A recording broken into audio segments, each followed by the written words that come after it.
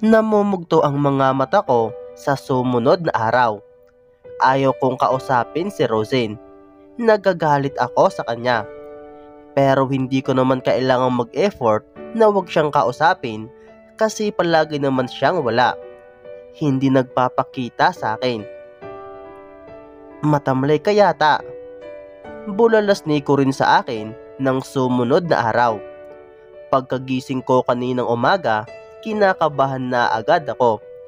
Alam ko kasing magkikita kami ni Wade ngayon dahil sa klase ni Mr. D maano. Hindi sabi ko nang mataman niya akong pinagmasdan. Ilang sandali ang nakalipas, dumating na si Mr. D maano. Wala pa si Wade. Late kaya siya? Where is Mr. Ribas? Tanong ni Mr. D maano sa aming lahat, pero sa akin siya nakatingin. Yumuko ako at nagsikap na iwasan mag-eye contact kay Mr. D maano. Elizalde, asan si Mr. Ribas? Po. Pinagmasdan ako ng mga klase kong naghihintay rin sa isasagot ko. Hindi ko po alam. Napabuntong hininga sila nang narinig ang simpleng sagot ko. Paano ba naman kasi sa sim na ito, hindi kailanman nag-absent si Wade. Hindi rin ako nakapag-absent. Siko rin nakailang beses na. Yung ibang kaklase ko madalas.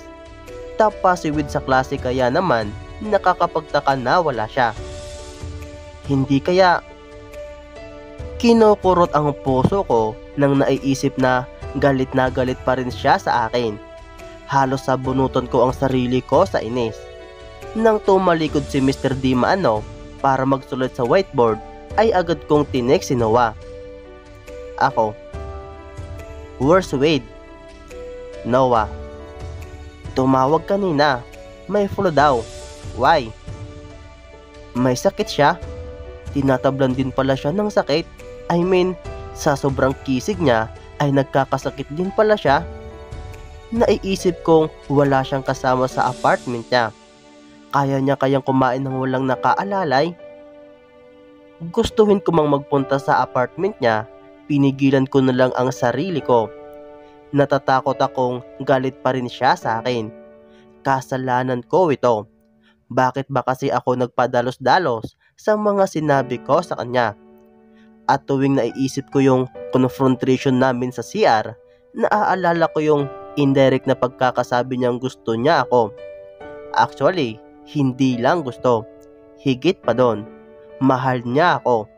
Napalunok ako. Mas lalong kinurot ang puso ko. Totoo kaya iyon? Totoo kayang mahal niya ako? Pero nasaktan ko siya. Mamahalin niya pa rin ba ako kahit nasaktan ko siya? Naiinis talaga ako sa sarili ko. Ayan na nga yung gusto ko. Nakahain na. Pero bakit ngayon parang nalilito pa rin ako sa mga decision ko? Parang hindi ko pa rin alam kung sino ang paniniwalaan ko. Sa sumunod na araw ay absent pa rin si Wade. 2 consecutive days na absent si Wade rin na. Asan ba siya? May pabulong na nagtanong sa akin. Isa iyon sa mga fan ni Wade. Nagkipit balikat ako. Di ba lagi kayong magkasama? Bakit di mo alam? Nagkipit balikat na lang ulit ako. Believe me, I want to know to. Pero sa sobrang misteryo niya, hindi ko mapagtanto kung ano nga. Finals na next week at naibigay ko na sa inyo lahat ng handouts at ang mga coverage. Pasigaw na sabi ni Mr. D maano sa amin. Huwag kayong mag-isip na pumasa kayo kasi matatalino kayo. Ang isipin nyo, pumasa kayo kasi ayaw ko na kayong makita. Tumawa siya at tumingin sa akin. Ikaw rin tanda, ayaw na kitang makita kaya siguraduhin mo ang pagpasa ko. Alitse, kainis ha? Si Rina yon. Bulong ng iba sabay tawa. Napatingin din sa akin ang mga kaklase ko. Buwisit na matanda. Kung nandito sana si Wade, ipinagtanggol ka na niya. Ani ko rin. Napalunok ako sa sinabi niya. I doubt it. Binaliwala ni ko rin ang sinabi ko sapagkat lumapit na si Mr. Dimaano sa amin. Miss Elizalde. Nakangisi siya at may dalang maraming handouts. Po? Hindi ba close kayo ni Mr. Ribas? Okay. Ito. Nilagay niya sa desk ko ang mga papel. Ibigay mo ito sa kanya. Pero sir, I don't care kung di mo siya mahanap. Ito ang last meeting natin at wala siya dito. Kaya ikaw ang inaatasan kong maghanap sa kanya at ibigay sa kanya ang mga ito. Tinuro-turo niya pa sa harapan ko ang mga papel. End of class. Goodbye. Nag-walk out siya at napasigaw sa saya ang mga kaklase ko. Ako naman tulala at tinignan ang mga papel ni Wade. Paano na ito? Pupuntahan ko siya? Rina, pupunta ka sa bahay nila? Tanong nung isang fan ni Wade na kaklase ko. Hindi ako sumagot. Pwedeng sumama? Actually, pwedeng ikaw na lang ang magbigay sa kanya nito. Hindi ko pa yata kayang harapin siya. Paniguradong galit iyon. Alam nyo naman kung paano siya paggalit. Ako rin Rina. Dumagsa ang mga fanatic na gustong sumama sa akin papunta kina Wade. Patay. Pag dinala ko ang mga ito, mababad trip iyon at mas lalo lang magagalit sa akin. Ibibigay ko na lang ito kay Noah. Kung gusto nyo, kay Noah na lang kayo sumama. Ay! Nahid na foot ako ng isang may pulang buhok at inirapan. Akala naman namin ikaw magbibigay kasi mukhang close kayo. Tare ng mga ito pag wala na silang makukuha galing sa'yo. Mga manggagamit nga naman. Kung hindi ang mga kapatid ko, si Wade naman. Ibabalato ko na lang lahat ng kapatid ko. Huwag lang galawin si Wade Ribas. Namulat na lang ako sa araw na iyon na nasa harap na ako ng pintuan ni Wade. Humugot ako ng malalim na hininga, tsaka kumatok. 3 bisis pa akong kumatok bago niya ako dahan-dahang pinagbuksan. Anong kailangan mo? Napapaos ang boses niya at magulo ang buhok niya. Halatang kakagaling lang sa tulog. Ito kasi pinabibigay ni Mr. Dimaano. Pinagmasdan niyang mabuti ang mga dala ko. Ano kasi, finals na next week, tapos last meeting na today. Yung hands out tsaka coverage nandito na. Kinuha niya iyon sa kamay ko, umambang pagsasarahan ako ng pintuan. Tinulak ko naman ang pintuan at dumapo agad ang kamay ko sa nag-aapoy niyang noo. Nilalagnat ka. Sabi ko. Kaya nga umabsent, di ba? Kumunot ang noo ko. Akala ko kasi umabsent ka dahil sa umiling siya. Bago niya pa subukang pagsarahan ulit ako, ay pumasok na ako sa loob. Wade, matulog ka na muna. Ipagluluto kita. Kumain ka na ba? Tanong ko habang tinitignan na ang mga laman ng ref niya. Mabuti at may mga laman naman itong pwedeng gawing sabaw o ulam niya para mamayang gabi. Hindi mo na kailangang gawin yan, Rina. Hindi ko kailangan ng tulong mo. Matabang niyang sinabi. Nilingon ko siya. Halos lumuwa yung mga mata ko nang nakitang taplis na naman si Mr. Godlike. Ganon pa man, hindi ako nagpadala sa mga makabundong pagnanasa. Pinagpatuloy ko ang sermon kahit nahihirapan akong makipag-eye contact. Wade, I'm sorry kung may nasabi man akong masama sa iyo. Paano ba naman kasi? Masyado kang misteryoso. Hindi ko alam kung anong nasa kukuti mo. Hindi kita mabasa. Hindi pa naman kita gaanong kilala. Wala masyadong nakakakilala sa iyo dito sa syudad. Hindi mo rin naman sinasabi ang mga nasa utak mo. Mahirap kang ispilingin. Kaya hinusgahan mo na lang ako? Seryoso niyang sinabi. You're just so big, Wade. Big pa ba ako kahit sinabi ko na iyon sa'yo? Nag-iwas siya ng tingin at ginulo ang buhok niya. Uminit ang pisngi ko sa sinabi niya. Pero nakita ko ang pamumula niyang walang kinalaman sa lagnat niya. Yung pamumula hanggang tainga. Nangatog agad ang binti ko. Hindi ko alam kung ano ang sasabihin ko. Bahala ka, matutulog ako. Anya at pumasok na sa kwarto niya. Kinagat ko ang labi ko at bumaling sa mga pagkain sa ref. Pero habang gumagawa ako nun, bigla akong natitigilan at natutulala at ngumingisi na parang baliw. Ay, oo nga pala. Pinasok ko ang kwarto niya at nakita ko siyang nakahiga ng walang kumot. Pati paraan ng paghiga niya ay nakakainlab. Hindi ko alam kung dahil lang ba ito sa pagmamahal ko sa kanya o talagang ganito ang epekto niya sa mga babae. Anong ginagawa mo dito, Rina? Kahit magandang tanawin niyang head-inducing abs na yan, hindi kita hahayaang maging taplis ngayong may sakit ka. May thermometer ka ba? What? Nakakunot ang noo niya. Hindi pa niya nasasagot ay nakita ko na ang thermometer sa tabi niya. 38.7? Tinitigan ko ito. Kailan mo last ni-check? Umirap siya at napabuntong hininga. Anong paki mo? Umirap ako. Ang arte mo talaga, kaya nga hirap mong ispilingin. Binaba ko ang thermometer at kumuha ng t-shirt sa cabinet niya.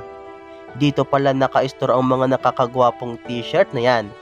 Pero in fairness, mas gumagwapo siya pag wala siyang t-shirt. At isa pa, lagi naman itong napupunit dahil sa pangahalin ng mga babae sa kanya. Suotin mo ito, Wade. Sabi ko. Ayoko. Pumikit siya at tinaas ang dalawang braso. Ngumuso ako nang nakita ang kilikili niya. Damn it, why are you sexy man? Nag-iwas ako ng tingin at kinuha ang kumot sa paanan niya. Gumamit ka po ng kumot kasi kaya ka hindi gumagaling dahil sa hilig mong magtaples. Malamig pa naman ang panahon. Oo nga, umulan nung isang araw at may isang babaeng pinaghintay ako para payungan daw. Pero di dumating, kaya basang sisiw ako nung umuwi dito. Salamat ah. Tinaas niya ang kilay niya at dinilat ang mga mata. Sadyang good mood siguro si Lord ang ginawa itong si Wade. Kaya naman sobrang gwapo kahit may sakit at nakahiga siyang nakabalandrang siksing kilikili at head-inducing abs. Whatever. Kahit masama ang pakiramdam ko nung isang araw, pumasok ako para marinig ang explanation mo sa di mo pagsagot. Pero anong ginawa mo? Didma? Tumawa siya. Pagkatapos ako pa ang worthless? Siya naman ang nagsisermon sa akin ngayon na. Ano yan? Buhos ng mga hinanakit? Binaliwala niya ang sinabi ko. Tinakpan niya ang kanyang braso, ang kalahati ng mukha niya. Mas lalo kong nakita ang defined muscles niya sa dibdib. Ano kayang mga pinaggagawa nito sa bukid? At bakit lagi siyang nagle-left ng weeds? Sinabi ko namang hindi pa ako nababaliw at ayaw kong mabaliw, diba? Tapos sinabi ko ring baliw na ako sa'yo. Nakita ko na naman ang paunting-unting pamumula ng pisngi niya. Kaya niya sigurong tinatakpan ang mukha niya. Tingin mo gusto ko ng ganon? May mga nagustuhan na akong babae, pero hindi yung ganitong nababaliw ako. Gusto mo ba ako?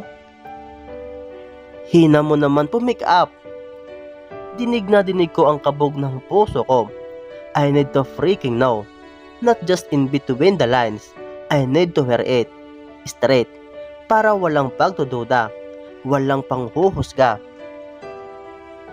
Wade, alam kong alagad ka ng sining at musika. Kaya mahilig ka sa mga bugtong. Pero for God's sake, just tell me what you feel. Natahimik siya. Bumangon siya at pinilig ang ulong may buhok na magulo. Mapupungay ang mga mata niya nang tinignan ako. Lumitaw ang dimples niya nang nag-evil smile siya. Ginulo niya ulit ang buhok niya at naglahad ng kamay sa akin. Ha? Nanlaki ang mga mata ko. Hindi ako magaling sa mga salita, Rina. Untag niya. Ipaparinig ko sa'yo pero kailangan ko ring ipakita. Kasi hindi ko alam kung kaya kong sabihin sa'yo ng diretso. Halos tumakbo na ako nang nakita ko ang kamay niyang nakalahad talaga sa harap ko. Yung tipong pag tinatanggap ko ito, tuluyan na akong mahuhulog sa mga bitag ng pag-ibig ni Wade. At sa oras na mahulog ako doon, patuloy akong mahuhulog. Dahilan kung bakit hindi na ako makakaahon pang muli. Come here, Rina. Anya, malakas pero mahina ang pintig ng puso ko. Pakiramdam ko, mahihimatay na ako. Tumitindig din ang balahibo ko habang tinitignan ko ang dimple niya. Dahan-dahan kong nilagay ang kamay ko sa kamay niya. Hindi ko pa nga tuluyang nailagay ay sinalubong niya na ito at hinila ako papunta sa kanya. Dahilan kung bakit napaupo ako sa hita niya. Niyakap niya ako galing sa likuran. Ang heat-inducing abs niya ay mas lalong umiinit dahil na rin siguro sa lagnat niya. Parang kani-kanina lang ay nanlalamig ako. Pero ngayon, minsan, bulong niya sa tainga ko. Tumindig ang balahibo ko. Hindi ako makapag-relax dahil ramdam na ramdam ko ang buong katawan niya sa likod ko. Ramdam ko rin ang braso niyang nakapulupot sa dibdib ko. Gusto kong halikan ka. Minsan higit pa. What? OMG! Uminit ang pisngi ko. Naramdaman ko ang panghihina ng tuhod ko. Para akong nalalasing sa alak na pinaparinig ni Wade sa akin. Pero minsan ayaw ko rin.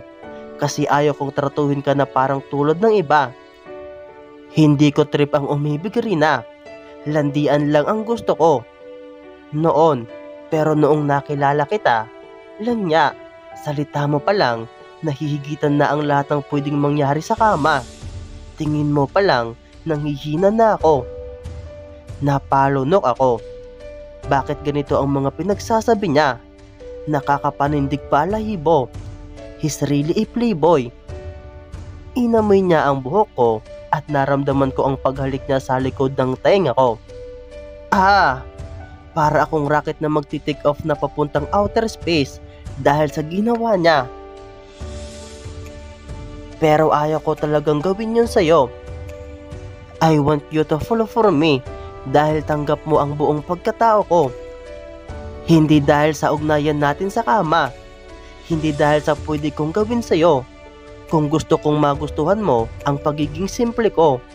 Gusto kong mapansin mo na higit pa ang pagkatao ko. Hindi yung nagugustuhan ako dahil musikero ako, dahil matalino, dahil gwapo, dahil magaling sa kama. Gusto ko magustuhan mo ako dahil ako ito. Hindi ko alam kung bakit kinukurot ang puso ko. Nararamdaman kong may pinaghuhugutan talaga siya.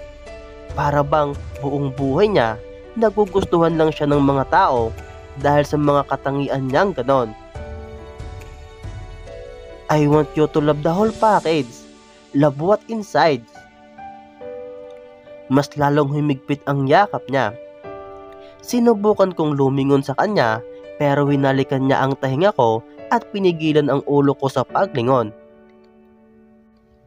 Love the whole package, Wade? Really?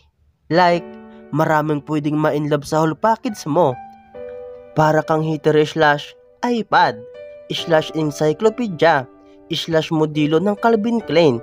Paanong hindi mai-inlove ang mga tao sa'yo? Rina, ang sabi ko, I want you to love the whole package, hindi sila. Uminit ang pisngi ko. Diyos ko, hiyang-hiya na ako Pakiramdam ko nararamdaman o baka naririnig niya na ang nag-umirintadong puso ko. Narinig ko na ang pagngiti niya. Sobrang lapit niya na kasi sa tainga ko. I love the whole package. Simple kong sinabi. Oh my God, wala na akong pake. Bahala ka na, world.